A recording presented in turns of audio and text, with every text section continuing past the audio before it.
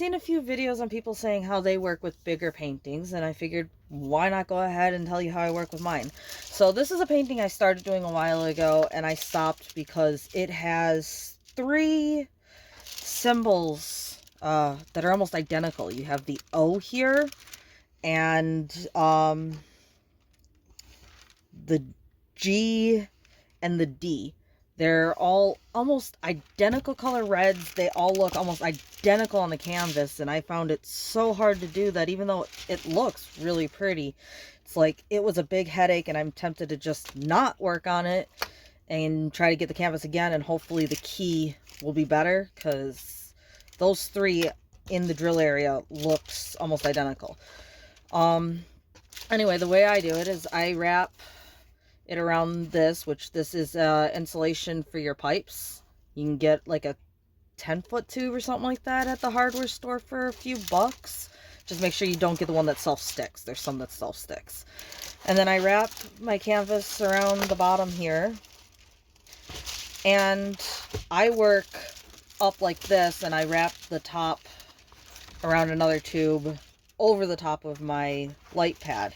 And I just use the tiny little, you know, light pad for a 30 by 40 and an even smaller stand.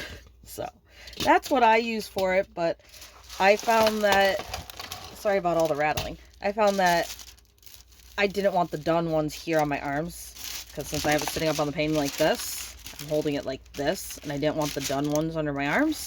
So I roll my done over the top, facing out around another roll. I'll try to show you at my desk. This is just my computer desk that I sit at. So I have containers with stuff for diamond paintings, stuff I use for computers and stuff like that there. And I have trays here and pens.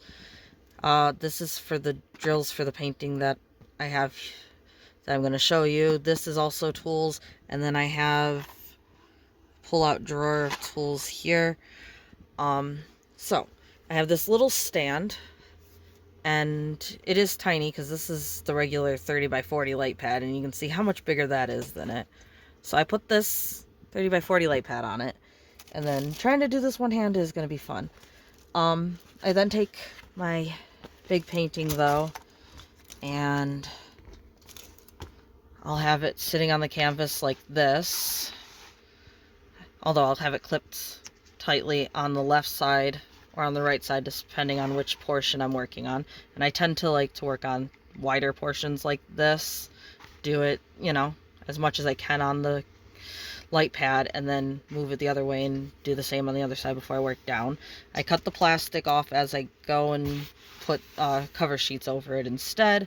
I have it rolled at the bottom unfinished, a lot thinner than the PVC noodle, so I found that I like that better because I can roll more and it doesn't stick out as much.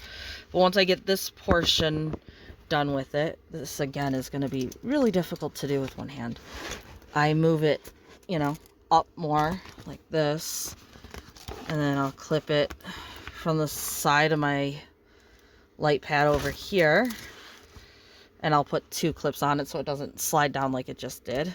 Normally if you clip, you know, two right there on the side, that will hold it, although that one clip is not a very strong clip, but you'd put two there and it'll hold it, and then you'll just put the two on the other side. You have the roll here, and once you get this top part enough, which this doesn't have quite enough, you put another roll here and you start rolling it around backwards like this, and that'll help keep it situated on the light pad where you have it rolled at the top, and you'll hold your level just by the roll at the top. So right now this is at just the right place where it's starting to go over the back, but not enough to hold it. Once I get a little bit more and I can start rolling it around the tube and hanging from the back, it'll work a lot better.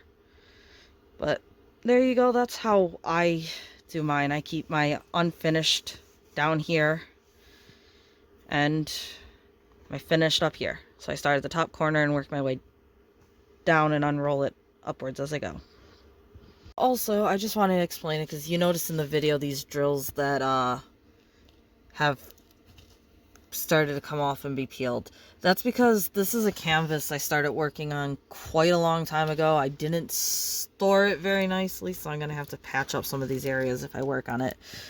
But I love the way it looks. It's just they have a bad coat of... They use the O, the G, and the D all in this red color. And they're so hard on the canvas to tell apart that I got annoyed with it and stopped working on it. I really would like to finish the picture, but I think I'd like to buy it from a different seller so that I can do so. Because there's those. I mean, on the camera, it looks a lot easier to tell than it does in person.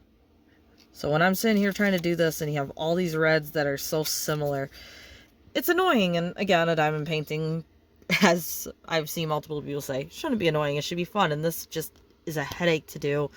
And it's going to be a process to do with a headache since it's a 40 by 70.